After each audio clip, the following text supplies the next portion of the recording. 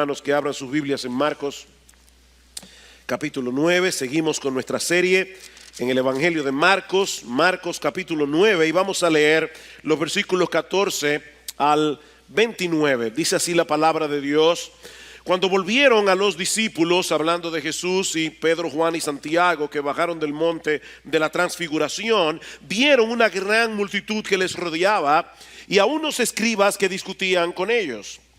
Enseguida, cuando toda la multitud vio a Jesús, quedó sorprendida y corriendo hacia él le saludaban. Y él les preguntó: ¿qué discutís con ellos? Y uno de la multitud les respondió: Maestro, te traje a mi hijo que tiene un espíritu mudo y siempre que se apodera de él lo derriba y echa espumarajos, cruje los dientes y se va consumiendo. Y dije a tus discípulos que lo expulsaran, pero no pudieron. Respondiéndole Jesús dijo: oh generación incrédula, ¿hasta cuándo estaré con vosotros? ¿Hasta cuándo os tendré que soportar? Traédmelo. Y se lo trajeron. Y cuando el espíritu vio a Jesús, al instante sacudió con violencia al muchacho, y éste, cayendo a tierra, se revolcaba echando espumarajos. Jesús preguntó al padre: ¿cuánto tiempo hace que le sucede esto? Y él respondió: desde su niñez. Y muchas veces lo ha echado en el fuego y también en el agua para destruirlo. Pero si tú puedes hacer algo, ten misericordia de nosotros y ayúdanos. Jesús le dijo: ¿cómo si tú puedes? Todas las cosas son posibles para el que cree. Al instante el padre del muchacho gritó y dijo: creo, ayúdame en mi incredulidad.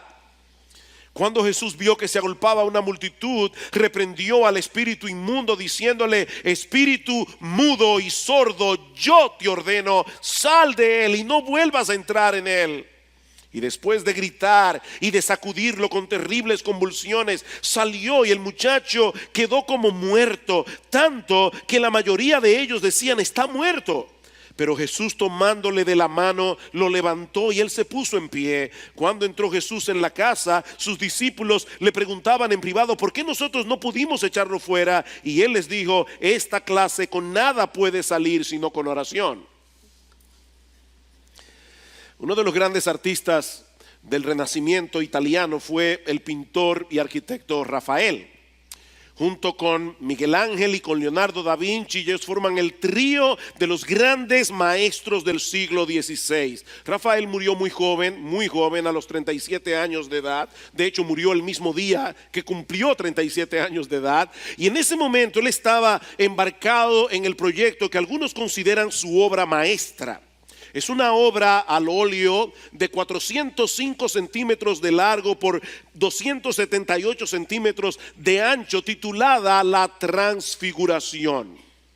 Para los que puedan buscarlo en internet, es un cuadro impresionante. Y allí podemos observar dos escenas, una debajo de la otra. En la parte superior, Rafael pintó al Señor Jesucristo en el monte de la transfiguración, flotando entre nubes iluminadas, teniendo a su lado a Moisés y a Elías, y a Pedro, Juan y Santiago debajo de sus pies. En la parte inferior del cuadro nosotros vemos al resto de los apóstoles tratando en vano de sanar a un muchacho endemoniado, mientras algunas personas de la multitud observan su frustración. Y honestamente no deja de sorprenderme cómo Rafael pudo captar en esta pintura una de las grandes lecciones que nosotros aprendemos en esta sección del Evangelio de Marcos que comenzamos a estudiar 2 semanas atrás. La gloria y el poder de Cristo por un lado en el monte de la transfiguración, la impotencia de los discípulos por el otro. Este es un contraste que los creyentes debemos traer a nuestras mentes una y otra vez. Porque el poder de Dios se perfecciona en nuestras vidas cuando somos capaces de reconocer nuestra propia impotencia. Como dice Pablo en 2 Corintios capítulo 12 versículo 10. El poder de Dios se perfecciona precisamente en nuestra debilidad. Ahora, si bien es cierto que el cuadro de Rafael es impresionante, de ninguna manera puede compararse con la narrativa que nosotros encontramos en los evangelios. Mis hermanos, es imposible captar en una obra de arte todo el contenido de las historias bíblicas escritas bajo la inspiración del Espíritu Santo. En este caso no puede aplicarse el famoso dicho de que una imagen habla más que 1000 palabras. No, la palabra de Dios es perfecta, la palabra de Dios es inerrante, la palabra de Dios es infalible, la palabra de Dios es viva y eficaz. La obra de arte no lo es. Hace 2 semanas estuvimos estudiando la primera parte de este pasaje, Jesús en el monte de la transfiguración. En la mañana de hoy vamos a concentrarnos en estos versículos que leímos hace un momento, la sanación de un muchacho endemoniado. Y una de las cosas que llama poderosamente nuestra atención es lo extenso que es este pasaje en comparación con los otros 2 que aparecen en Mateo y en Lucas. El Evangelio de Mateo tiene 28 capítulos, pero solo le dedica 6 versículos a esta historia. El de Lucas, que tiene 24 capítulos, solo le dedica 6 versículos y medio. Marcos, en cambio, que tiene 16 capítulos en total, 12 menos que Mateo, 8 menos que Lucas, sin embargo le dedica 16 versículos a este milagro de sanidad. Es decir, que la extensión de este relato en el Evangelio de Marcos es mayor que los relatos de Mateo y de Lucas combinados. Mis hermanos, es evidente que Marcos tiene un interés especial en esta historia, porque esta historia encaja perfectamente con el propósito por el cual él escribió este evangelio: mostrar a Jesús como el Rey de Gloria que se hace siervo, el Rey de Gloria que viene a la tierra como un siervo, que se arremanga las mangas de la camisa para trabajar con los hombres, para involucrarse con los hombres. Es el Rey de Gloria que se hace siervo para morir por pecadores, para dar su vida en rescate por muchos. Luego del episodio de la transfiguración, Jesús y los discípulos descienden del monte y se encuentran con un cuadro bien patético que nosotros veremos en esta mañana, en otra especie de cuadro como el de Rafael, solo que el que yo intento pintar aquí tiene varias escenas. La primera podemos titularla una multitud interesada pero sin entendimiento.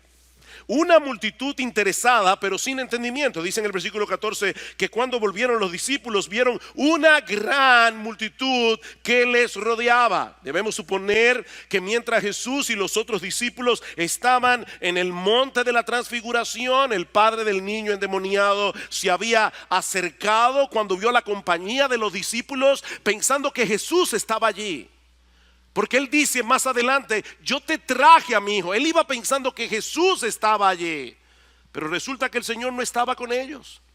Así que los apóstoles hacen su mejor esfuerzo para sanar al muchacho, pero dice el texto que ellos fracasan en el intento. Y los escribas, que eran como la Gestapo de aquella época, ellos estaban siempre allí esperando ver algún fracaso de parte de Jesús y de parte de los discípulos. Los escribas aprovechan la oportunidad para avergonzar a los discípulos delante de toda la multitud. Por supuesto, era más fácil ridiculizarlos cuando Jesús no estaba con ellos.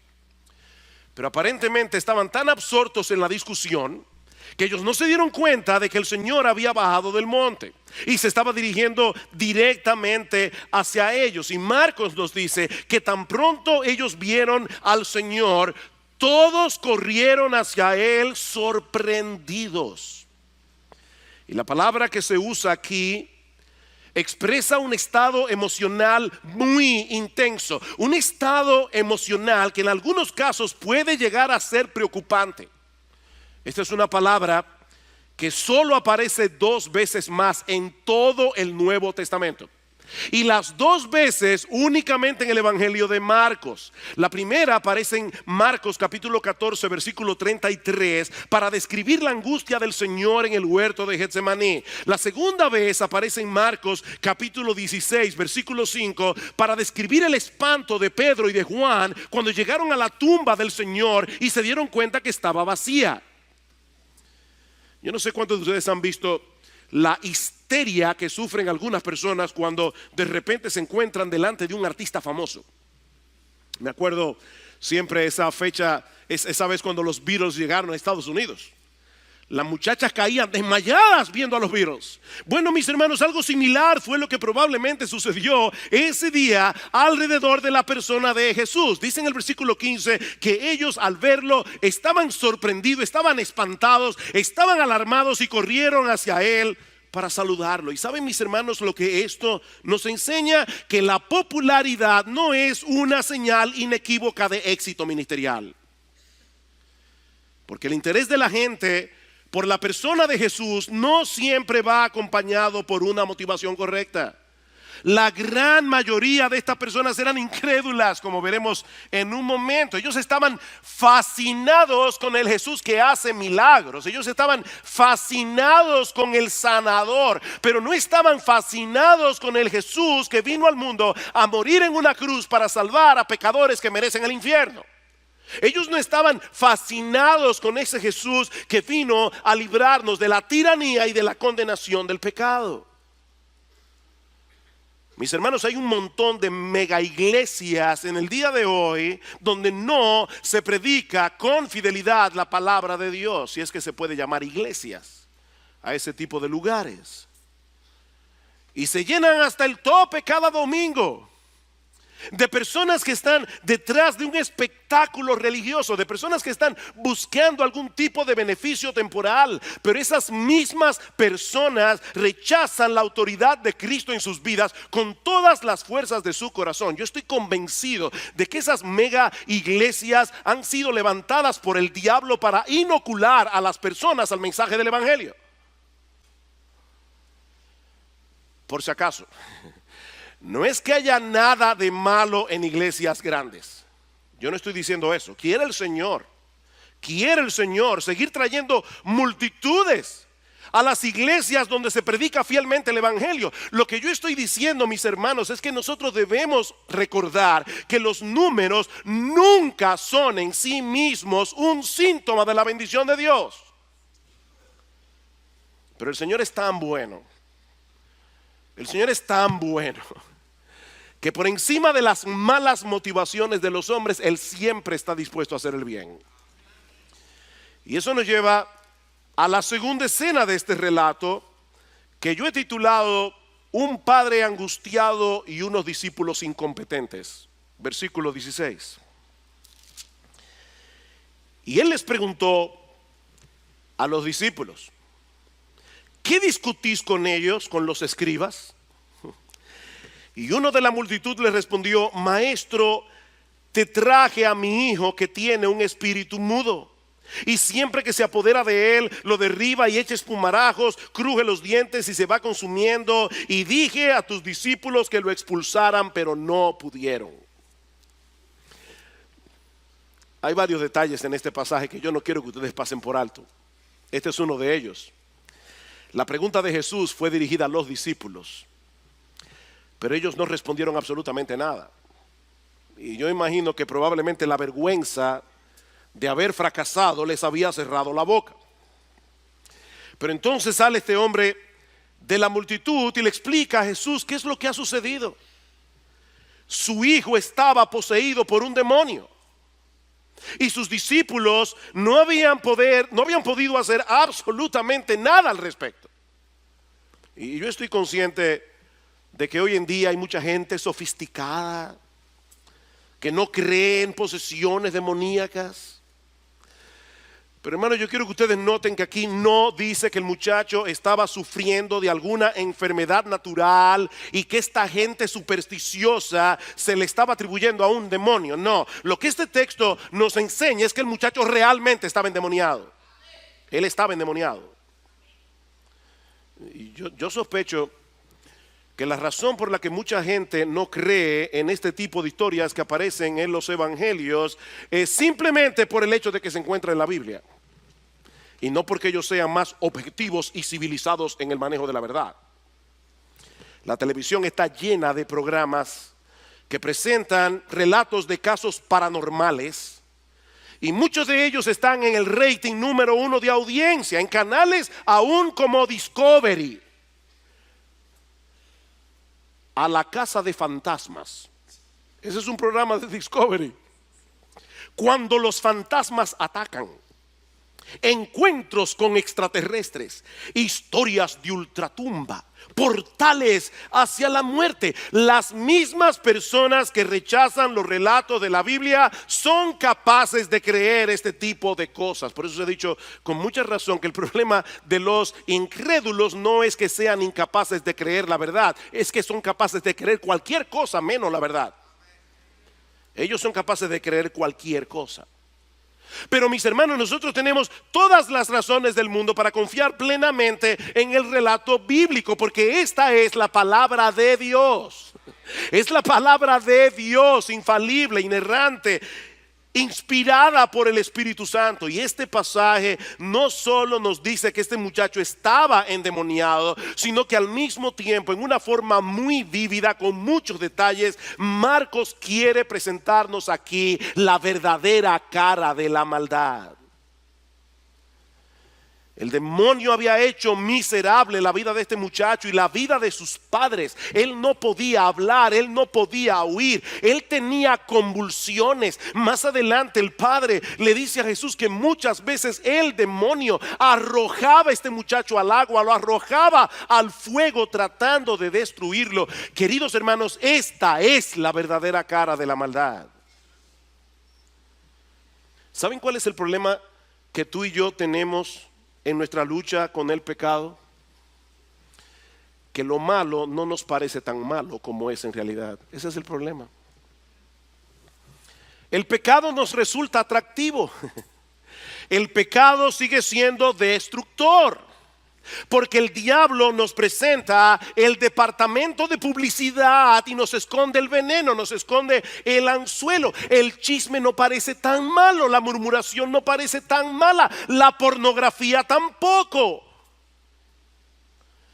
¿Qué problema puede haber en ver a una mujer hermosa que no es tu mujer? ¿Qué problema puede haber en hacer un comentario aquí o allá que los demás no necesitaban conocer? ¿Qué problema puede haber en ir en contra de la autoridad y en ser un poquito más independiente? ¿Qué problema puede haber? Mis hermanos, eso no parece tan destructivo, todo lo contrario. Muchas veces lo malo se ve bien y se siente bien. Lo malo se ve bien y se siente bien. Pero mis hermanos, el pecado no produce nada bueno. El diablo no tiene ninguna intención de bendecirte. Su propósito es destruirte por completo. Su propósito es alejarte de Dios, porque Él es la fuente de todo bien.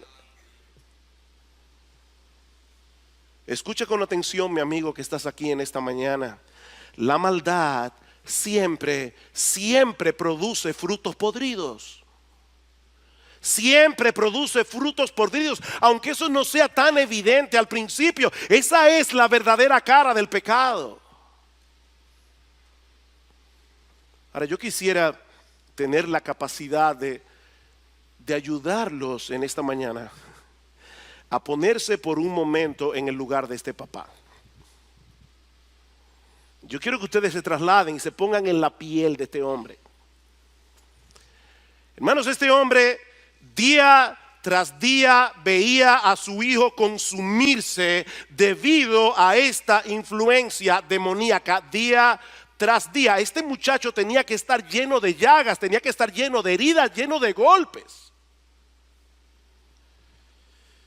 Este hombre no tenía la menor esperanza de ver a su hijo crecer como un ser humano normal. Él no tenía la esperanza de verlo casarse, él no tenía la esperanza de verlo tener hijos. Tal vez este hombre por las noches se preguntaba qué sería de este muchacho cuando su mamá y él no estuvieran allí. Este hombre estaba desesperado. Desesperado. Dice en el Evangelio de Mateo que él llegó delante de Jesús y se postró delante de él suplicándole: por favor, Señor, ayúdame. Y para colmo de males, cuando llega delante de los discípulos, ellos no pueden hacer absolutamente nada para librar a este muchacho de esa terrible condición.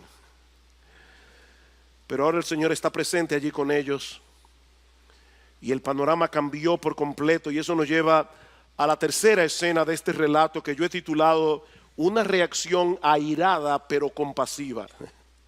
Una reacción airada pero compasiva. La reacción de Jesús en los versículos 19 al 21 nos presenta un contraste tan increíble. Por un lado, el Señor se molesta profundamente por la incredulidad de sus discípulos. Versículo 19, respondiendo Jesús dijo: oh generación incrédula, ¿hasta cuándo estaré con vosotros? ¿Hasta cuándo tendré que soportarlos? Ese no es el Jesús que la gente quiere, pero ese es el Jesús de la Biblia.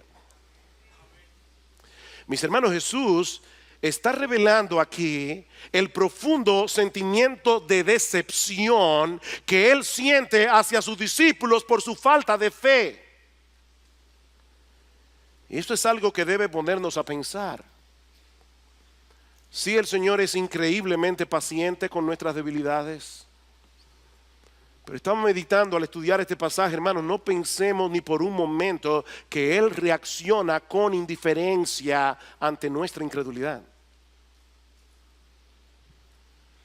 Mis hermanos, la Biblia dice claramente en Hebreos capítulo 11, versículo 6, que sin fe es imposible agradar a Dios. Es imposible agradar a Dios. Y eso no se aplica únicamente a los incrédulos, eso se aplica también a los cristianos. Nuestra falta de fe es un insulto a Dios. Nuestra falta de fe es ofensiva a Dios porque pone en duda su carácter, pone en dudas la veracidad de sus promesas. Cristo se sintió exasperado por esta nueva manifestación de incredulidad de parte de sus discípulos. Sí, Él sabía que ellos iban a madurar. Él sabía que todos ellos iban a estar dispuestos a poner sus vidas en riesgo por la expansión del Evangelio. Pero en este momento, en esta historia, su incredulidad le desagradó profundamente. ¿Saben lo que eso significa, mis amados hermanos? Que nunca debemos reconciliarnos con nuestra falta de fe. Nunca debemos reconciliarnos con nuestra falta de fe. Mi hermano, por favor, mi hermana, por favor, deja de excusar tu falta de fe diciéndote a ti mismo y a ti misma para calmar tu conciencia: después de todo yo soy humano. Después de todo yo no soy más que un hombre débil. Porque aunque todo eso es verdad, Dios nos ha dado en su palabra los recursos que nosotros necesitamos para pelear eficazmente contra las dudas que se levantan en el corazón. Ahora déjame decirte algo para calmar tu conciencia en lo que debes calmar tu conciencia. El problema no es que tú tengas dudas. De hecho, la mayoría de las veces que nosotros estamos en medio de un problema, la mayoría de las veces que nosotros estamos en medio de una aflicción, lo primero que se dispara no suele ser la fe. Lo primero que se dispara suele ser la duda. Ese es un problema que todos llevamos en el corazón. Nunca podremos librarnos de las dudas de este lado del cielo. Nunca podremos hacer eso. El punto es que nosotros debemos mantenernos en pie de guerra luchando contra las dudas. Es que tenemos que llevar de vuelta nuestras almas a confiar plenamente en las promesas de Dios. Esa es la esencia de la fe. Es confiar en todo lo que Dios nos ha prometido en Cristo. Y yo tengo que volver y traer a mi alma una y otra vez, porque vivo luchando con la incredulidad. Yo no sé cuántas veces me he descubierto a mí mismo orando al Señor y pidiéndole por algo que carga mi corazón, y en el fondo dándome cuenta que no creo que Dios es capaz de hacerlo. Y he tenido que decirle ahí mismo: Señor, perdona mi incredulidad. Mis hermanos, debemos rogar al Señor constantemente que nos libre de la incredulidad. Debemos rogar al Señor que fortalezca de tal manera nuestra fe que nos libre de ofenderle dudando de Él. Así que este pasaje nos revela el desagrado de Cristo por la incredulidad de sus discípulos, pero también al mismo tiempo nos revela la compasión de Jesús hacia el padre del muchacho. Vean el versículo 20. Esto me encanta. Dice: tráiganme al muchacho. Y se lo trajeron. Y cuando el espíritu vio a Jesús, al instante sacudió con violencia al muchacho, y este, cayendo a tierra, se revolcaba echando espumarajos. Aparentemente era el último intento del diablo para destruirlo. Jesús preguntó al padre: ¿cuánto tiempo hace que le sucede esto? Y él respondió: desde su niñez. Ahora, ¿ustedes creen que Jesús desconocía la historia del muchacho? Por supuesto que no. ¿Por qué pregunta entonces? Bueno, yo creo que la intención del Señor aquí es hacerle ver a este padre: yo estoy interesado en ti. Es hacerle ver a este padre: tú no eres un expediente más en la lista de personas que están buscando mi ayuda. Ustedes no son una cara anónima en medio de la multitud. Son personas creadas a imagen de Dios, que están atravesando por una situación angustiosa. Jesús quiere hacerle ver a este padre que a él le importa. Me encanta eso. Cuéntame tu historia. Cuéntame tu historia. Eso es básicamente lo que el Señor le está diciendo a este padre. Que ustedes recuerdan cuando los discípulos estaban en la barca en medio del mar en tempestad. Dice en Marcos capítulo 6 versículo 48 que Jesús estaba en la montaña orando por sus discípulos, y al mismo tiempo dice que Jesús los vio remando con fatiga. Él no estaba viendo una barca a punto de hundirse. Él estaba viendo el rostro fatigado de los discípulos. Él estaba pendiente a los discípulos. Ellos creían estar abandonados en medio del mar. Eso es parte de la aflicción. Eso es parte de la prueba. Sentirse completamente solo, sentirse incomprendido. Nadie me entiende. Pero no, Jesús te entiende. Jesús tenía sus ojos puestos sobre sus discípulos. Sí, yo supongo que hay muchos creyentes aquí pasando por situaciones difíciles, y yo no me refiero únicamente a aquellos que han perdido seres queridos.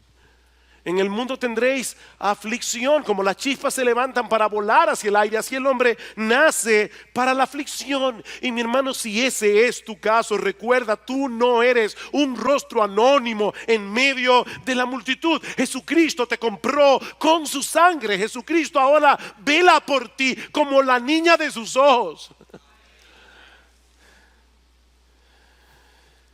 Yo creo también que esta pregunta hizo posible que se diera a conocer la magnitud del problema. ¿Desde cuándo hace que le sucede eso? Desde su niñez. Desde su niñez. Hermanos, este muchacho llevaba años en medio de esa condición tan miserable. Y ahora por primera vez este padre ve una luz al final del túnel, porque Jesús está allí. Pero él tiene una lucha a muerte en el corazón. Y eso nos lleva a la cuarta escena, que yo he titulado Una fe real pero débil. Una fe real pero débil. Vean la segunda parte del versículo 22. Él le dice: pero si tú puedes hacer algo, si tú puedes hacer algo, ten misericordia de nosotros y ayúdanos. Y Jesús le dijo: ¿cómo si tú puedes? ¿Cómo si tú puedes? ¿Estás bromeando? Todas las cosas son posibles para el que cree.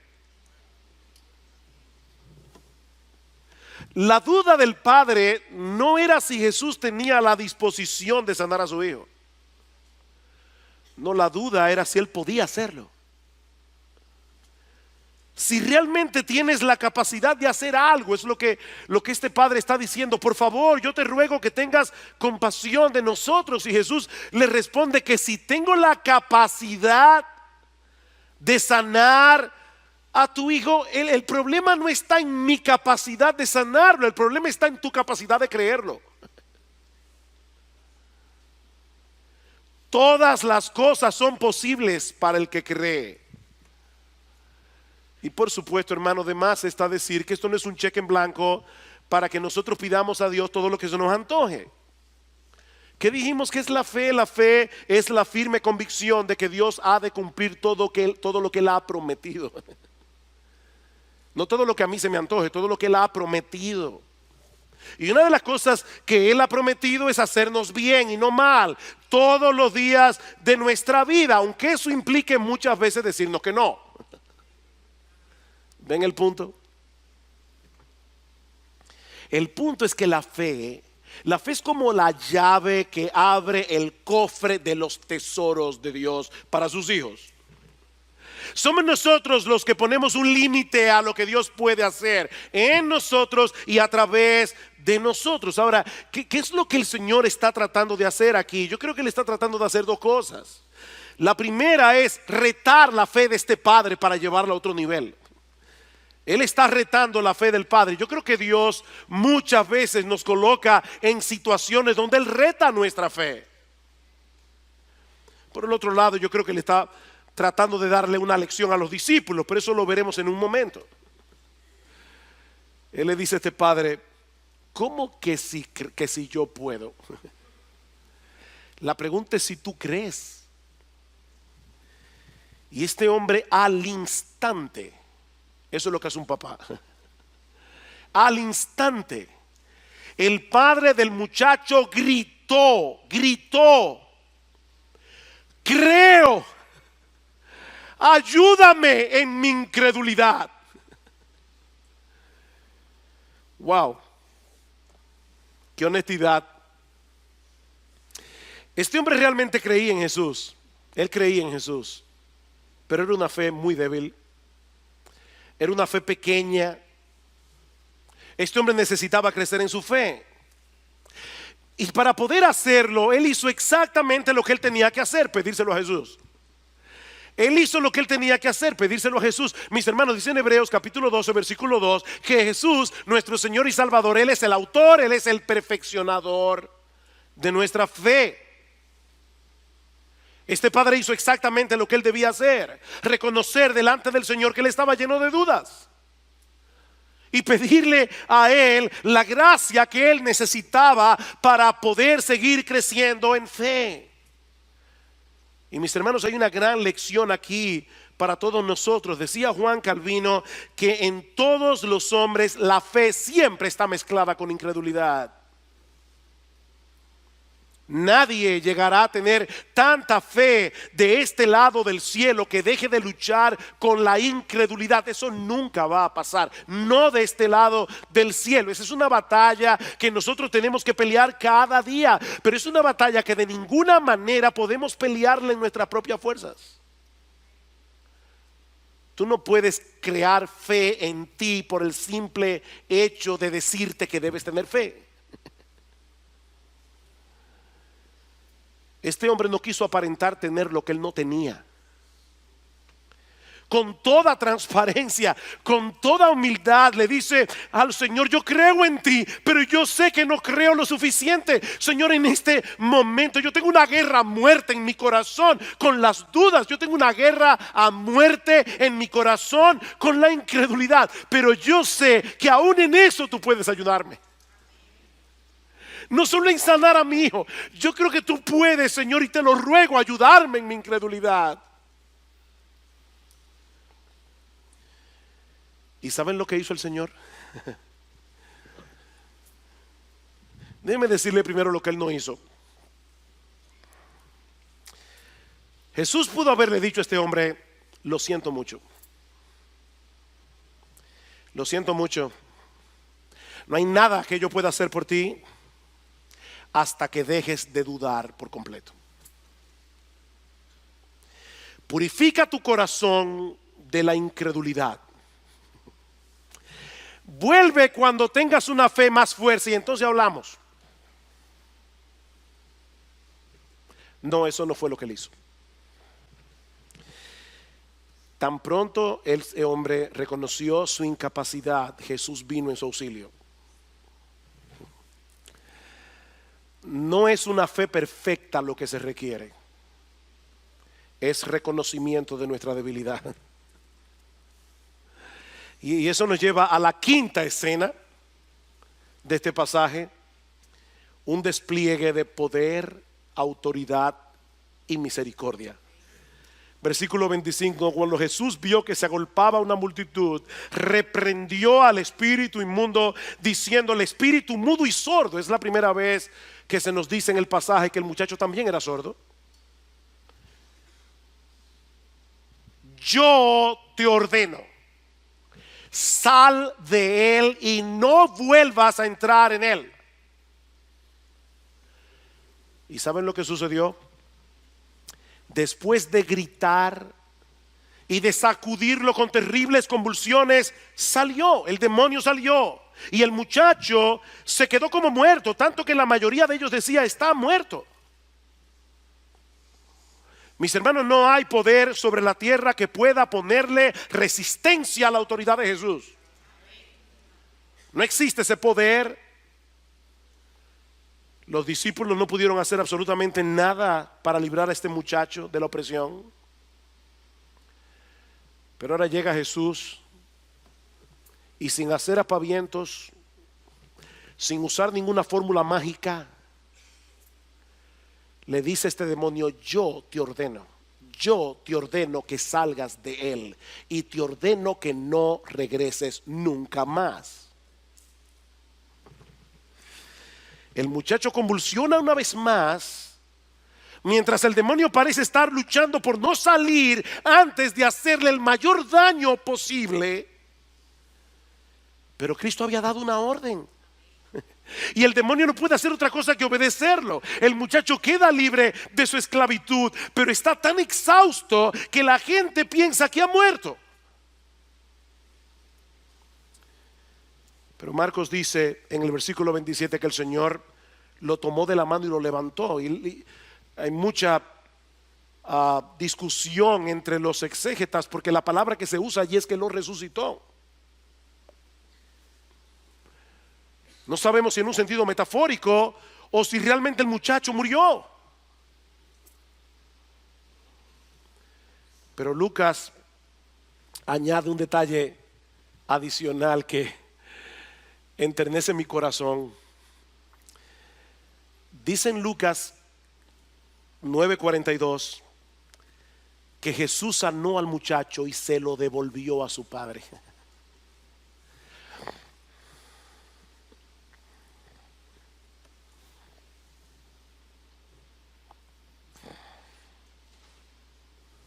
Hacía mucho tiempo que este padre había perdido a su hijo, en cierto modo. Pero Jesús estaba allí para recuperarlo para ellos. Qué ternura, hermanos, y qué alentador. Qué alentador. El Señor entiende la aflicción de los padres creyentes cuando vemos a nuestros hijos lejos de la salvación. El Señor lo entiende. Y Él no solo tiene poder para salvarlos, Él tiene poder para ayudarnos a seguir esperando, para seguir descansando en Él, cualquiera que sea su voluntad. Cualquiera que sea su voluntad. Pero hay una escena más, la última escena, que todos necesitamos escuchar con mucha atención. Una escena que yo he titulado una lección dura pero necesaria. Una lección dura pero necesaria. Versículo 28. Cuando Jesús entró en la casa, sus discípulos le preguntaban en privado: ¿por qué nosotros no pudimos echarlo? A nadie le gusta reconocer su fracaso en público. Así que los discípulos esperan llegar a la casa para preguntarle al Señor en privado qué fue lo que pasó. ¿Por qué no pudimos? Y la respuesta de Jesús tiene dos partes que se complementan entre sí. En Marcos solo vemos una parte de la respuesta, pero en Mateo capítulo 17, versículo 20, el Señor le respondió: por vuestra poca fe. ¿Por qué no pudimos? Por vuestra poca fe. En el relato de Marcos la respuesta implícita es: por vuestra falta de oración. Vean el versículo 29. Él les dijo: esta clase con nada puede salir sino con oración. ¿Cuál es la implicación? Que ellos no habían orado. Mis hermanos, ¿cuál fue el problema de los discípulos? ¿Recuerdan ustedes en un pasaje anterior que ya estudiamos en esta serie, Marcos capítulo 6 versículo 7, cuando el Señor comisiona a los discípulos para que vayan a predicar por toda Galilea? Dice que el Señor les dio autoridad sobre los demonios. El Señor le dio autoridad para sacar demonios. Y dice en Lucas capítulo 10 versículo 7 que ellos regresaron con gozo, diciéndole al Señor: hasta los demonios se nos sujetan en tu nombre. ¿Cuál fue el problema? Que ellos llegaron a pensar que los dones y las capacidades que el Señor nos da podían usarla en piloto automático. Ellos creían que por el hecho de tener esa capacidad siempre iban a poder sacar demonios sin depender de Él, y dejaron de orar. Ese fue el problema. ¿Y saben lo que es eso, hermanos? Un síntoma de incredulidad.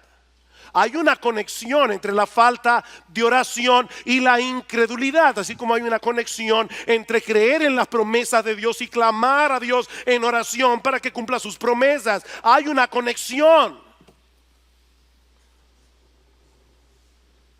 Por eso les decía que la respuesta de Jesús tenía dos partes que se complementan entre sí. ¿Por qué no pudimos nosotros sacar al demonio? Por vuestra falta de fe y por vuestra falta de oración. Esta clase con nada puede salir sino con oración. Y yo no creo honestamente que el Señor se esté refiriendo aquí al hecho de que hay diferentes clases de demonios, porque si fuera eso, entonces ¿hay algunos que salen sin oración? No, yo creo, como muchos buenos comentaristas, que el Señor está señalando aquí a toda la raza de ángeles caídos. Él está diciendo: esta es una batalla espiritual. Esta es una batalla espiritual. Nuestra lucha no es contra sangre y carne, es contra principados, es contra potestades, es contra huestes de maldad en las regiones celestes. Y de ninguna manera nosotros vamos a poder salir airosos de esta contienda a menos que peleemos en oración.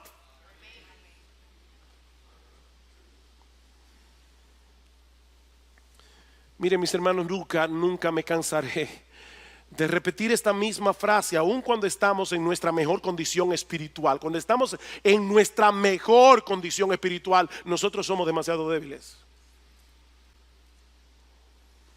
Esta es una guerra que solo puede ser peleada en dependencia de Dios, y esa dependencia se manifiesta de una sola manera: